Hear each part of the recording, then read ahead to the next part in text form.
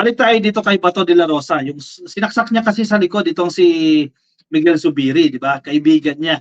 So ngayon, susuporta, ito ang tanong ha, susuportahan pa kaya ni Miguel Zubiri? Siyempre may mga followers din yan eh, may mga baluarte din yan eh. Susuportahan pa kaya nila si Bato sa pagtakbo nito sa 2025? Sabi ni Zubiri, mananahimik na lang daw. Oh, sa madaling sabi, hindi na. Yan ang analysis natin dyan. Hindi ka na makakatikim ng suporta mula sa baluarte ni Zubiri matapos mong saksakin sa likod ang kaibigan mo. Ito, sa politico.com. Will Migs still support ba to in 2025? Tahimik na lang ako, Zubiri says. Mabait pa rin si Zubiri sa side na ito, sa puntong ito ha. Hindi niya sinabi na hindi na, pero tatahimik na lang siya. So anong ibig sabihin yan? O, tinan mo sa litrato na yan, si Bato, kala mo totoo. Pero ingat ka, saksakin ka, huwag nakatalikod ka niyan. No? Senator Big Zubiri is unlikely. Sinabi na ng politico.com, Senator Big Zubiri is unlikely to actively campaign for re-election Senator Ronald Bato de la Rosa following the controversial Senate leadership coup. Exactly, maski ako eh. Di ba? So, supportahan ko pa ba yan? Dilaglag na ako eh. Alam mo yun, kay Senator Bato, kahit hindi man, sige, they have 15 votes eh. O, sige, mabawas ka man lang doon, 14 votes, panalo pa rin si Chis Escudero. At least, nandoon ka kay Zubiri kasi expected ka niya, kaibigan ka niya, di ba? At nagpa-promise ka pa ng support sa kanya. And then, all of a sudden, mag-iiba ka ng opinion, di ba? Hindi lang si Zubiri ang nakalaban mo dyan. Maging yung mga supporters ni Zubiri, baka hindi ka na rin iboto dahil sa ginawa mo sa kaibigan mo, di ba? The former Senate President, still feeling the burn from his colleagues' alleged betrayal, prefers to stay mum on the matter and let the voters make the decision. So medyo mabait pa siya dyan. O, sige, hayaan na lang natin ang mga botante. Kung iboboto pa nila si Bato de la Rosa. Eh, kayo ba, ka-coffee, boboto nyo pa ba yan? Si Bato de la Rosa? Ako hindi na. Pagsapit ng 2025. Zubiri made the remarks during an interview on Mahiwagang Mundo ng Politico online program over the weekend. Sabi niya sabi ni Zubiri, no, napakahirap talaga sa politika kasi in politics, there is no permanent friends. There is no permanent enemies, only permanent interest.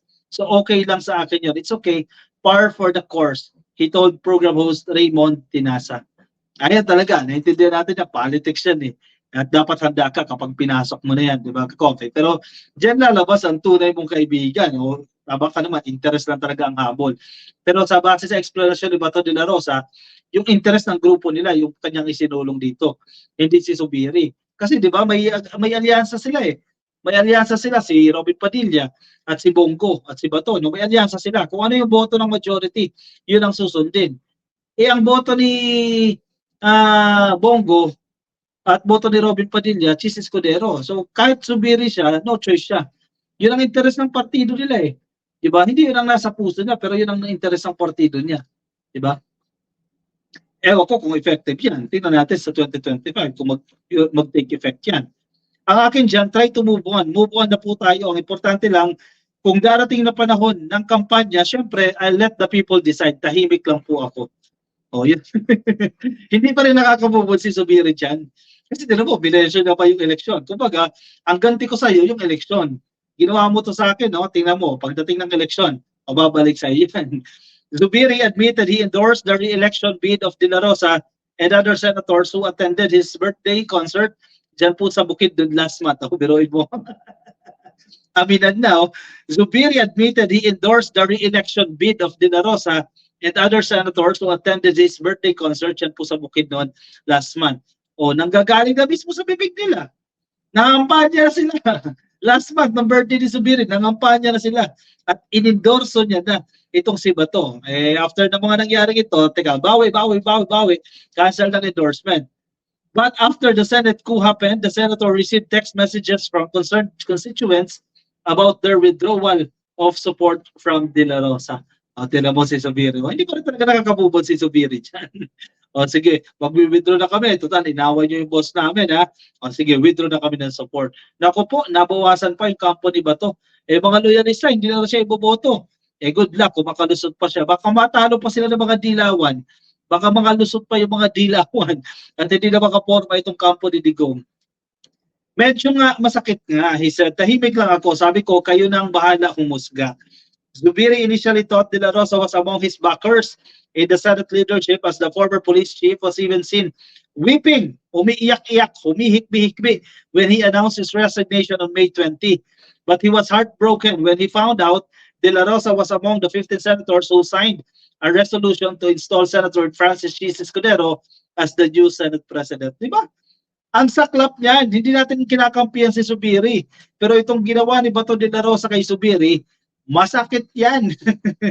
Lantaran na pagpa-plastic na ang dating dyan. The former police chief later explained that he backed the Escudero leadership a pact with fellow PDP senators on the majority rule. He said he failed to win the war for his friend Zubiri. Ang lakas ni Bato dito tinawag niya pang friend si Zubiri. At ang isa pang masaklap dyan, niyakap niya pa ang asawa ni Zubiri. Doon, naghihinanakit tuloy itong si Zubiri. Bahala kayo dyan, magkagulo-gulo kayo dyan, kung iboboto ninyo o ano man yan, negatibo sa side nyo yan. Negatibo yan sa kampo ni Digong. Sige, good luck na lang ka Coffee kung magsasucceed kayo dyan sa plano ninyo sa 2025 senatorial elections. Dumadami din yung kalaban ninyo. Again, sabi nga ni PBBM, politics is a game of addition, di ba? Dagdag ka ng dagdag dyan, di ka pwedeng nababawasan. Pero sa nangyayari ngayon, nababawasan ng boto itong si Bato de la Rosa. Tingnan natin kung mag-reflect yan sa 2025 elections na. Kung mag-reflect, talo siya. Pero kung hindi mag-reflect, mananalo siya. Yun lang naman yan basic lang naman yan Sandra Valdez, si PBBM lang namigay ng land title sa mga magsasaka sa daming nagdaang presidente. Ma'am Sandra Valdez. Meron din naman sa ibang panahon ni Digong. To be fair din naman, meron din naman. Mangilan-ilan, no? Fantastic Kiko. On the contrary, nakikipagpatayan ako halos sa support Digong pero now is the opposite. Sabi ni Fantastic Kiko. Nabudol ka rin dyan. Sabi, baka nabudol ka. Lahat ng PDP, dapat mga pro-China, pro-Duterte, Sandra Valdez. Hindi malayo yan ka-Coffee, baka ganyan na mangyari yan. Pagdating ng 2025, malaking factor yan itong pro-China na itong mga to. Mama Best, di kasi nila mapapababa si PBBM, akala nila ipapalit ang anak niya sa mga plano nila. Kaloka, nakakapagod na yan si Digong. Hoping sila Yun ang nakita nilang strategy para makaupo Kasi kung regular na election, baka hindi sila makalusot, di ba?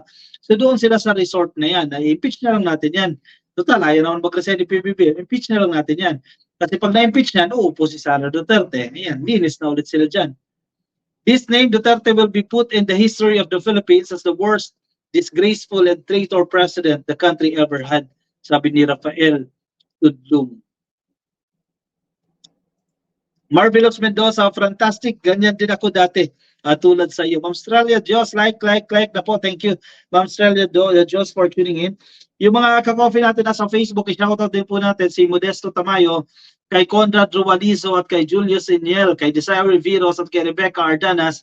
Desiree Viros ng Holita Corpus, shoutout po sa inyo.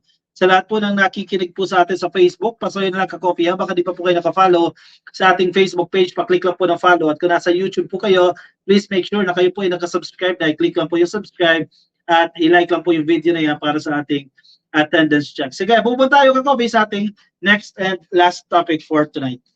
Kung ano ng kape ka-coffee, ang kape tayo.